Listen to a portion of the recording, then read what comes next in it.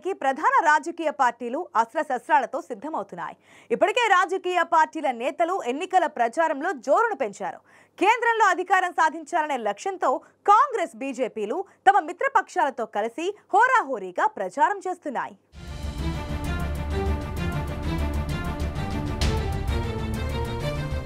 దేశంలో సార్వత్రిక ఎన్నికల ముందు కాంగ్రెస్, బీజేపీలో ఎలాంటి పరిస్థితులు ఉన్నాయి? కేంద్రంలో హ్యాట్రిక్ విజయం కోసం బీజేపీ చేస్తున్న ప్రయత్నాలు ఫలించనున్నాయా? లేక మిత్రపక్షాలతో కలిసి బీజేపీ దూకుడుకు చెక్ పెట్టేందుకు కాంగ్రెస్ చేస్తున్న ప్రయత్నాలు ఫలిస్తాయా అనేది ఉత్కంఠగా మారింది.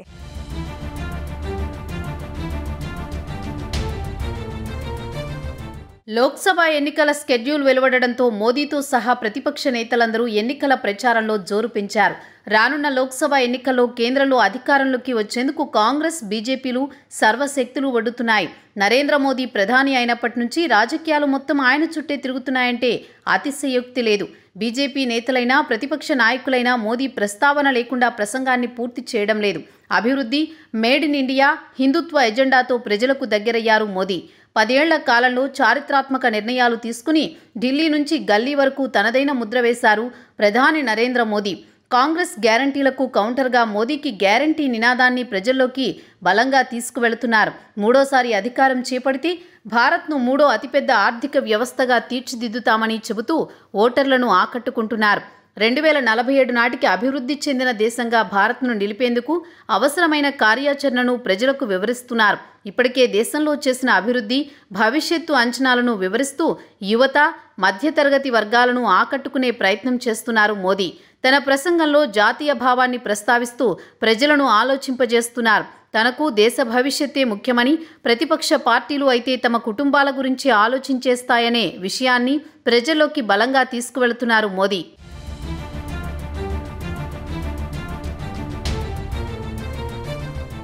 జమ్మూ కశ్మీర్లో ఆర్టికల్ 370 రద్దుకు గుర్తుగా రానున్న ఎన్నికల్లో బీజేపీకి 370 సీట్లు ఇవ్వాలని ప్రజలను కోరుతున్నారు మోదీ. ప్రపంచ వేదికల్లో పెరిగిన భారత్ బలాన్ని ఓటర్లకు వివరిస్తున్నారు. మూడోసారి ప్రధాని పదవి చేపట్టి జవహర్ లాల్ నెహ్రూ పేరుతో ఉన్న రికార్డును సమం చేయాలని భావిస్తున్నారు మోదీ. ఇక బీజేపీ నేతలు అభినవ సర్దార్ పటేల్గా పిలుచుకునే అమిత్ షా పార్టీలో, కేంద్ర ప్రభుత్వంలో మోదీ తర్వాతి స్థానంలో ఉన్నారు. మోదీ తర్వాత బీజేపీ క్యాడర్తో పాటు ప్రజలు ఎక్కువగా అభిమానించే నేతల్లో అమిత్ షా ఒకరు. ఎన్నికల వ్యూహరచనలో అమిత్ షాకు చాణక్యుడిగా పేరు ఉంది. ఎన్నికల్లో వ్యూహాత్మక అడుగులు వేయడంతో పాటు ప్రతిపక్షాలపై పదునైన విమర్శలు చేస్తూ ప్రజలను ఆకట్టుకుంటున్నారు అమిత్ షా. ఉత్తరాది రాష్ట్రాలలో హిందుత్వ అంశాన్ని బలంగా తీసుకువెళుతున్నారు. ప్రతి సభలో రామమందిర నిర్మాణం అంశాన్ని ప్రస్తావిస్తున్నారు అమిత్ షా. బీజేపీని మరోసారి అధికారంలోకి తీసుకొచ్చే అమిత్ షా తనదైన పాత్రను పోషిస్తున్నారు.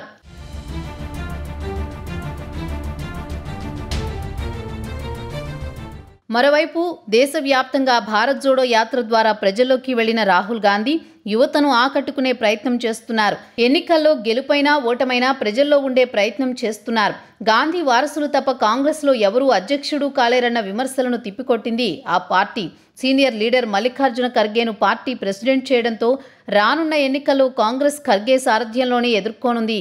కాంగ్రెస్ పార్టీని అధికారంలోకి తెచ్చేందుకు 10 ఏళ్లుగా తీవ్రంగా శ్రమిస్తున్న రాహుల్ గాంధీ వివిధ వర్గాల ప్రజలు ఎదుర్కొంటున్న సమస్యలను ఎత్తిచూపే ప్రయత్నం చేశారు. అయినా ఆ ప్రయత్నాలు ఫలించడం లేదనే అభిప్రాయాలు వ్యక్తమవుతున్నాయి. అందుకు కారణం భారత్ జోడో యాత్ర సాగిన మధ్యప్రదేశ్, రాజస్థాన్లలో ఏకంగా అధికారాన్ని కోల్పోగా గుజరాత్లో మళ్లీ ఓడిపోయింది కాంగ్రెస్.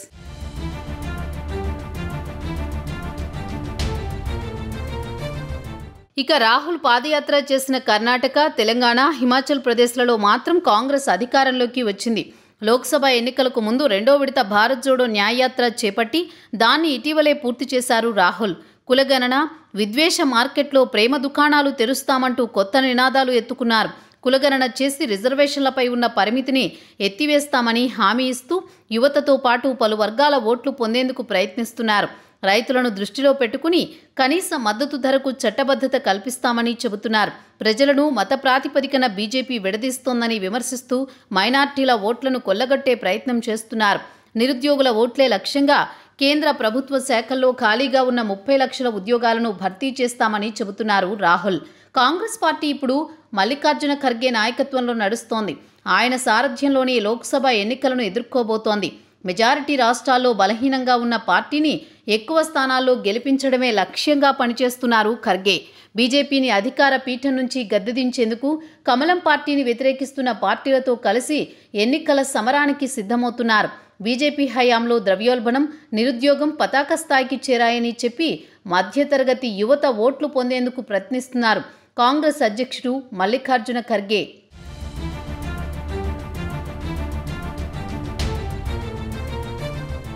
లోక్సభ ఎన్నికల ముందు కాంగ్రెస్ పార్టీ పరిస్థితి అంతంత మాత్రంగానే కనిపిస్తోంది.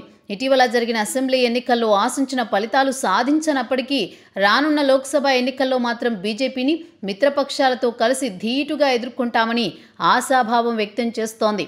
విపక్ష కూటమితో కలిసి పోరాడుతున్న కాంగ్రెస్ రానున్న ఎన్నికల్లో బీజేపీపై ఉన్న వ్యతిరేకతను తమకు అనుకూలంగా మార్చుకునే ప్రయత్నం చేస్తోంది. బీజేపీ పాలనలో వైఫల్యాలను ప్రజల్లో ఎండగట్టి తాము అధికారంలోకి వస్తే ప్రజలకు చేయనున్న పనులను వివరిస్తున్నారు.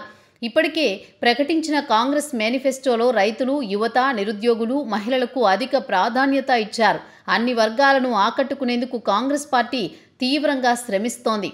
ఉచిత పథకాలు, కులగణనను ప్రధానాస్త్రాలుగా చేసుకుని కాంగ్రెస్ పార్టీ సార్వత్రిక సమరానికి సన్నద్ధమవుతోంది.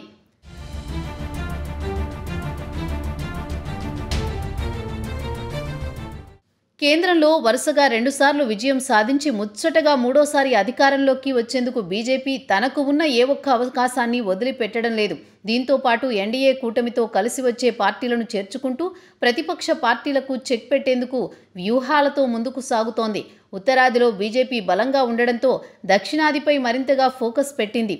ఉత్తరాది రాష్ట్రాల్లో మాదిరిగానే దక్షిణాదిలో కూడా వీలైనన్ని ఎక్కువ సీట్లను కైవసం చేసుకునేందుకు పొత్తులను ఏర్పరచుకుంటోంది.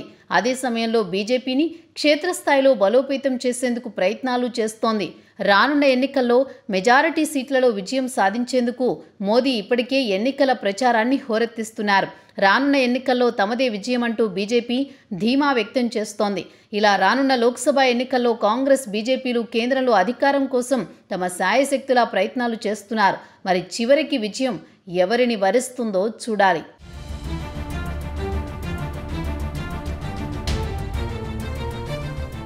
కేంద్రంలో ఎలాగైనా సరే ముచ్చటగా మూడోసారి విజయాన్ని సాధించాలని బీజేపీ ఉవ్విళ్లూరుతుండగా బీజేపీని ఓడించి అధికారంలోకి వచ్చేందుకు కాంగ్రెస్ సర్వశక్తులు ఒడ్డిస్తోంది.